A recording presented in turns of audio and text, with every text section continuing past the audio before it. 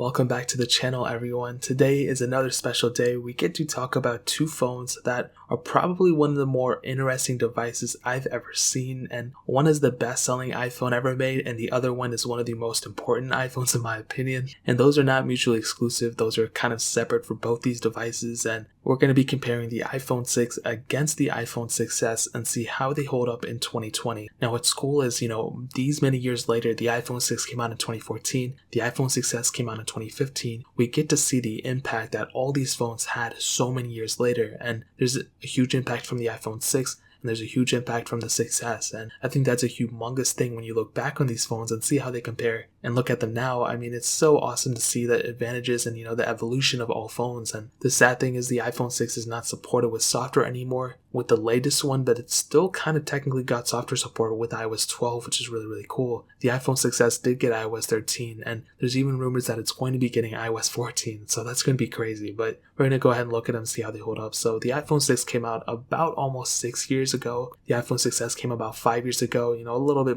less than those years, but we're almost there pretty much. And looking on the front, we have pretty much the same exact displays on both, 4.7-inch displays on both phones. They both have IPS panels, both 750 by 1334, and the panels themselves are definitely one of those things that I think a lot of people don't really care about too much, if I'm being honest. Like if they own an iPhone 6 or iPhone 6s, I think we've just become so accustomed to this design that we don't actually, and I've said this before, that we don't attribute these phones to like a older phone because of the bezel or the home button or anything. We just attribute it to like an older iPhone or just like not the newest iPhone. And I think that kind of in a way sounds better than older phone, because that makes it sound like you have like a 30-year-old phone. I mean, this is just a couple years old. It's not even that big of a deal. So I think in terms of the screen, I think it's fine. You do have that home button on the front, Touch ID 1 on the iPhone 6 and Touch ID 2 on the iPhone 6s. So in terms of the front, they look almost identical, but you do have some advantages for both. But with the 6s, you do have that advantage with Touch ID 2, which is kind of held up more in the future. And with the iPhone 9 coming out very soon, that might actually have Touch ID 3. We really don't know, but I guess we're just going to find out in the future. On the bottom, both have lightning ports and headphone jacks, which is a strange combination that we never see nowadays. Obviously, that's a really cool thing. The iPhone 6s was actually technically the last iPhone to bring a headphone jack. The iPhone SE was technically the last one if you think about it, but this series of phones were the last ones to bring headphone jacks, which is insane. On the back, you can see camera sensors on both, single camera setups, and pretty much the same build on both. Now, one huge advantage and one thing that we saw with the iPhone 6s over the iPhone 6 was definitely the build quality. And you might be thinking, wait, what the heck? Like, aren't they the same exact phone? We just showed us like they're the same phone. But that's not necessarily the case. If you guys remember, which you do remember, the iPhone 6, when it came out, it had that bend gate issue. So this phone was able to bend super easily with like standard force. The 6 Plus kind of more so, but the iPhone 6 was there too. Where the iPhone 6s kind of fixed that issue for the most part. A lot of people were still able to bend that phone, but they fixed that chassis, they fixed the way that phone felt, and the way it was durable enough and all that stuff, and they fixed it. So that's a huge advantage that the iPhone 6s has, and I'm glad they did that. So over those phones, the iPhone 6s definitely is the better built one at the end of the day. Now in terms of the pricing structure, I should have hit on this first. The iPhone 6 right now, you can get one for like $50 or something like that, like $60. Not that much on eBay. They're very cheap.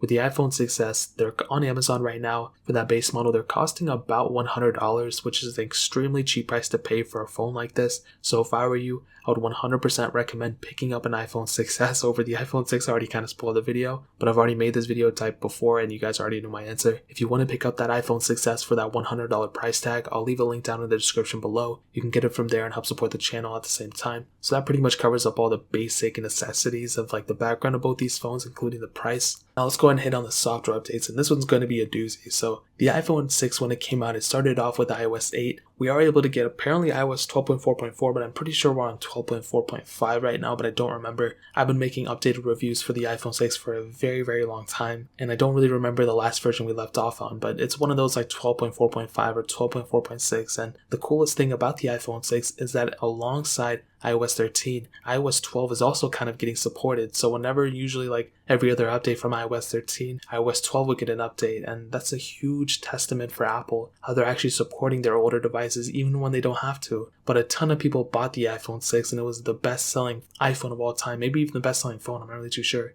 but that's a humongous thing to note. And between both, the iOS 12 definitely is one of the more legendary phones in a way because of that, but also the fact that it's still getting software support even though the newer version is out. Now with the iPhone 6s, this started off with iOS 9. You are able to get iOS 13.3 on it right now, 13.3.1 to be exact. And with iOS 14 coming out in the next couple months, it's kind of in that middle range of like, we don't know if it's going to get supported or not going to get supported. From all the rumors that we've been hearing, we've pretty much been hearing that it's going to be getting supported from Apple for iOS 14. That's going to be a humongous thing for this phone. I think that's going to be one of the coolest things ever. And if Apple actually does support the iPhone 6s to iOS 14, that is going to be a crazy thing. So not only in terms of software support will you be good up until June of this year, but you're also going to be pretty much good until August of next year when iOS 14 is officially done. And on top of that, you might get extra software versions on top of that if Apple does the same thing they did with iOS 12 to iOS 13 and iOS 14, you know what I mean? So it's definitely going to be one of the coolest things we're going to have to see, and maybe one of the longest lasting iPhones ever. So besides the iPhone 4s and iPhone 5. So in terms of software, that really pretty much covers it. And both phones actually are supported with that checkra jailbreak, which is a humongous thing to note. So if you want to jailbreak either of these phones, you have that capability on any software version. So I've already done many tutorials on it, even jailbreak tweak videos. So if you want to watch those, you can go back on my channel and jailbreak your phone if you want to. So that really pretty much covers it up there. Now hitting on the performance, the iPhone 6 has the Apple A8 chip, a dual-core CPU, and there were 4 different models of the iPhone 6, a 16, 32, 64, and 128 gig model. All those models had 1 gigabyte of RAM, where the iPhone 6s had the Apple A9 chip, a dual-core CPU, and 4 different models of the phone as well, a 16, 32, 64, and 128 gig models, and all those models had 2 gigabytes of RAM. Now in terms of the performance, what I can tell you is that both phones are kind of the opposites in terms of performance, okay? So the iPhone 6 was a good performing phone at the time, I'm sure. I didn't own it at the time, but from what I've heard, I think it was okay. But then with the software versions and once these phones' softwares became more and more demanding, the iPhone 6 definitely kind of got left out behind, and it's definitely not a fast phone. I think it's a smooth phone for the most part, but it's not a fast phone at all. Where the iPhone 6s definitely increased the performance from the iPhone 6 for sure, and it was a humongous update in terms of performance. The A9 chip I think was great, but that 2 gigabytes of RAM that the iPhone 6s has over the iPhone 6, I mean, you're getting twice the amount of RAM on the 6s, and that is a humongous thing to gain from a phone like this. And when you look at it,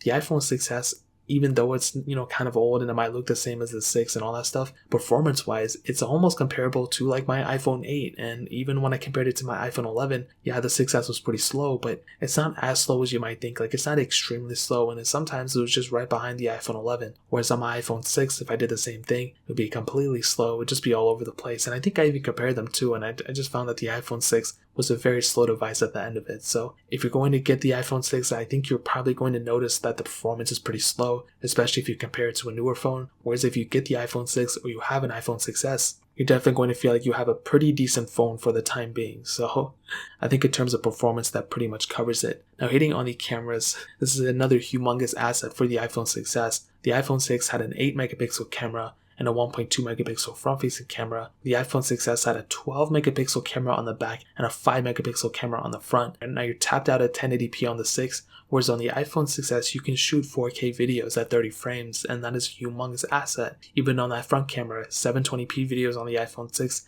1080p video on the iPhone 6s. And when you're looking at them and you're comparing them all that, I can definitely tell you the 6S camera, even if the quality is the same or whatever, you have more capabilities on the 6S camera over the iPhone 6 camera. And when you're comparing them and you're doing anything with it day by day, that is a humongous thing to consider. So between both, the iPhone 6S definitely wins in terms of the camera department. That is the easy one. That's like one of the easiest comparisons ever. Now ending it off with the battery life, this is an interesting one. The iPhone 6 started off with a 1810 mAh battery. The iPhone 6S did have a 1715 mAh battery, so technically speaking, the 6S had a smaller battery over the iPhone 6, and this is one of the biggest disadvantages for the 6S. I've heard a lot of people claim, and it's pretty much proven, that the 6S had a lot of battery shutdown problems and a lot of battery issues overall, and that's kind of one of the reasons why Apple slowed down the performance of the 6S and then very followed by all the other iPhones, because that phone was experiencing a ton of battery shutdowns by a ton of people. And the iPhone 6, I guess you can kind of throw in that bus too, because that phone got slowed down in performance as well. but I think in terms of the battery life, the 6 actually might be a little bit better. It's not by much and it's not a crazy thing, but you have to remember also both phones have depreciated in the battery department as well, so that's one huge thing to consider. But I think in terms of battery life, maybe the iPhone 6 wins by a little bit, but it's not like a crazy amount at all. Now to kind of answer the video and to sum up the video and to answer the question, should you pick up an iPhone 6 or an iPhone 6s in 2020? I will say without a doubt 100% you should not go any lower than an iPhone 6s in 2020. You should pick up an iPhone 6s for sure. It's a tremendous phone with a ton of value. I would not recommend picking up an iPhone 6 anymore. I just don't think it's worth it. I think the 6s is definitely worth it, but the 6